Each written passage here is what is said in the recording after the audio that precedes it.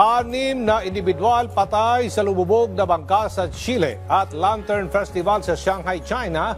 Dinaragsa na ng mga turista sa harap ng pagsalubong sa Chinese New Year. Si Joy Salamatin sa sentro ng balita. Pumalo na sa 6 ang kumpirmadong nasawi matapos tumaob ang isang tourist boat sa Chile.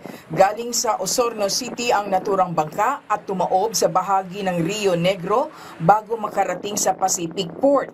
Sa inisyal na investigasyon, lumalabas na overloaded ang bangka at ilan sa mga pasahero ang walang suot na life jacket. Agad namang naaresto ang kapitan ng bangka habang nagpapatuloy ang search and rescue operations para sa isa pang nawawala.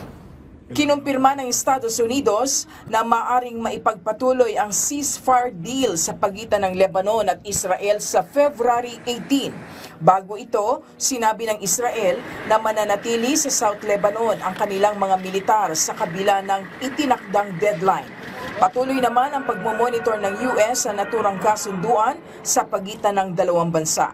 Hindi naman binanggit ng Israel kung hanggang kailan magtatagal ang kanilang mga tropa sa Southern Lebanon kung saan nagpapatuloy ang kanilang operasyon laban sa Hezbollah. Sa Shanghai, China, nagsimula ng dumagsa ang mga turista at lokal para sa pagsalubong sa Chinese New Year. Dinumog ang taunang Lantern Festival na idinaraos sa Yew Garden. Kasado na ang lahat ng paghahanda para sa makabuluhang pagdaraos ng Chinese New Year. Joy Salamatin para sa Pambansang TV sa Bagong Pilipinas.